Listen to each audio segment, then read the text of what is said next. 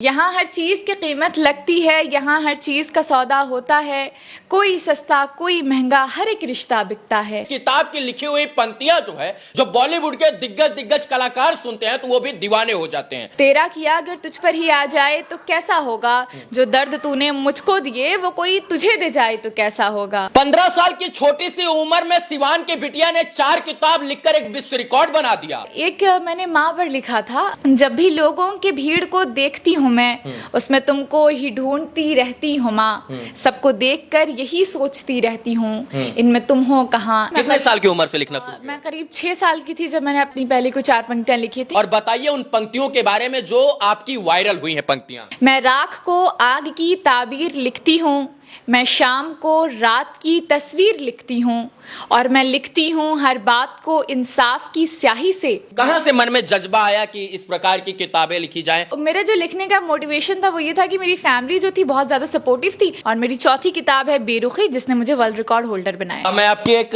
हिंदू मुस्लिम के ऊपर मैंने पंक्तियां सुनी। मुझे सोच नहीं कि यह क्या हो रहा है, मुझे फर्क नहीं पड़ता कि हिंदू लड़ रहा है, मुझे फर्क नहीं पड़ता कि मुसलमान लड़ रहा है, मुझे सोच इस बात की है कि हिंदुस्तान लड़ रहा है। मैं चाहूंगा कि कुछ पंक्तियां और प्रस्तुत करें आप। कि मैं उस शाम के इंतजार में हूँ, मैं उस शाम के इंतजार में हूँ जब तुम शर्मिंदगी से भरे होगे और मेरे सामने खड़े होगे। वाह। उस वक्त मुझसे नजरें तुम मिला न पाओगे, पछताओगे और खुद में ही डूबे चले जाओगे। और विश्व रिकॉर्ड इतना बड़ा बनाया है कि शायद से आज तक यह कारनामा 15 साल की उम्र में कोई भी बिहार की लड़की या देश की लड़की नहीं कर पाई है। 15 साल की उम्र में इन्होंने 4 किताब लिख दिया, और इनके किताब की लिखी हुई पंक्तियां जो है, जो बॉलीवुड के दिग्गज दिग्गज कलाकार सुनते हैं तो वो भी दीवाने हो जाते हैं। अभी हमारे साथ यूसरा फातिमा रूसी हैं, और इनकी पंक्तियां जब आप सुनेंगे तो आप मंत्रमुग्ध हो जाएंगे, और उन पंक्तियों को आप कैद करके स्टेटस लगाने पर मजबूर हो जाएंगे। वो 4 कौन सी किताबें हैं जिसके लिए आपको विश्व स्तर का वैश्विक रिकॉर्ड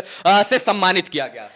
मेरी पहली किताब है जज्बा, जिसे मैंने 11 साल की उम्र में पब्लिश किया था 2019 में। ये वाली किताब जी। हाँ। और मेरी दूसरी किताब है मेरे हिस्से की कोशिश। हाँ, और मेरी तीसरी किताब है शाम और तन्हाई। हाँ। और मेरी चौथी किताब है बेरुखी, जिसने मुझे वर्ल्ड रिकॉर्ड होल्डर बनाया है। मैंने आपके रील बहुत सारे सोशल मीडिया पर वायरल होते हुए देखे हैं। मैं चाहता हूं कि अपने काव्य संग्रह में से कुछ संरचनाएं हमको भी सुनाइए, और बताइए उन पंक्तियों के बारे में जो आपकी वायरल हुई हैं पंक्तियां।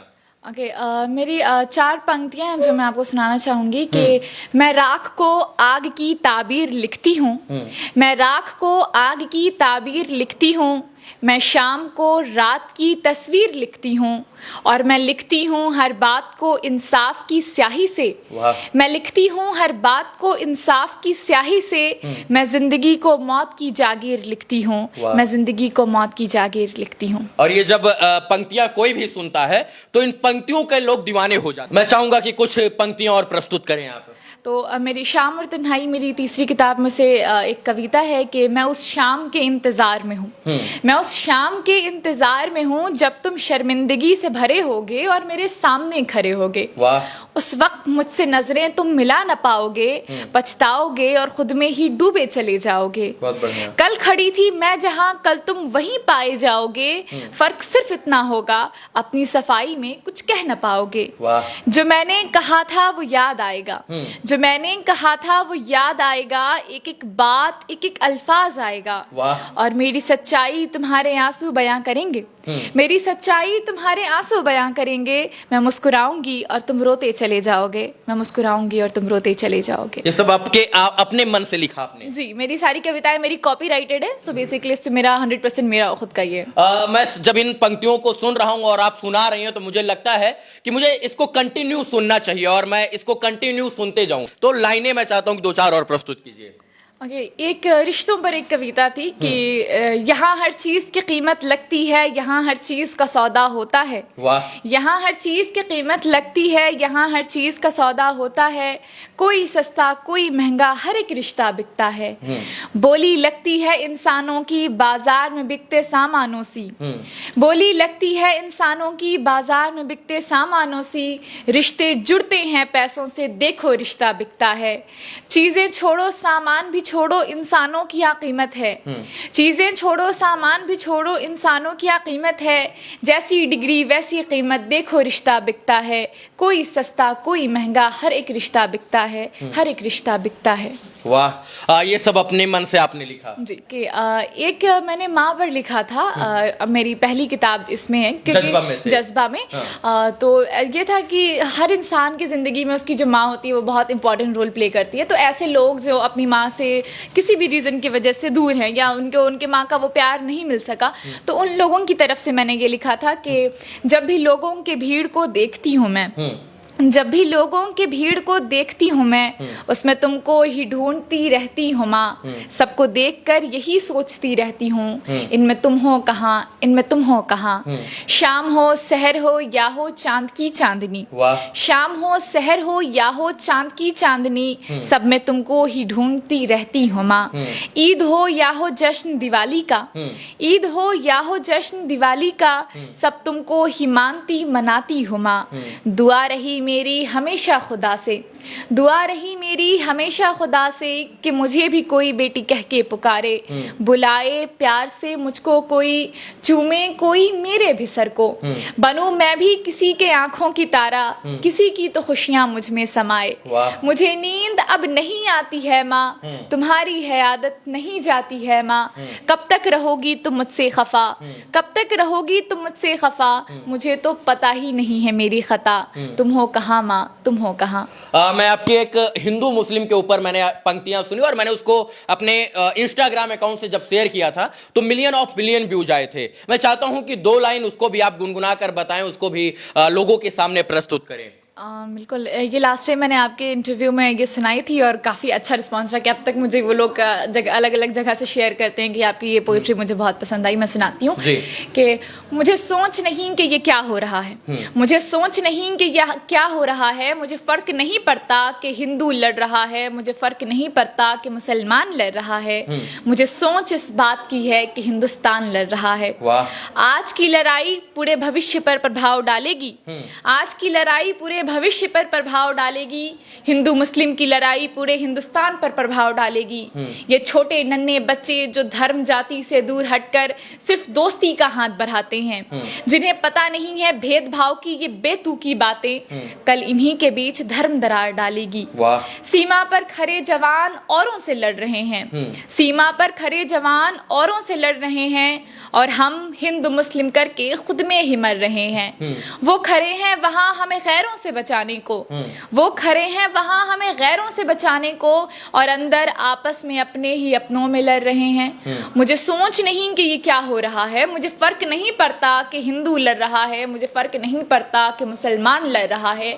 मुझे सोच इस बात की है कि हिंदुस्तान लड़ रहा है। जो ये लाइनें सुनी ये कहीं ना कहीं बहुत कुछ दर्शाती हैं हिंदुस्तान के बारे में और इस देश के बारे में, इस देश की अस्मिता, अखंडता और अनेकता के बारे में, एकता के बारे में। मैं चाहूंगा कि एक आध और पंक्तियां जो है, एक आपकी थी, तेरा किया अगर तुझ पर आ जाए तो कैसा होगा, वो वाला मैं चाहूंगा कि 2 लाइन गुनगुनाइए।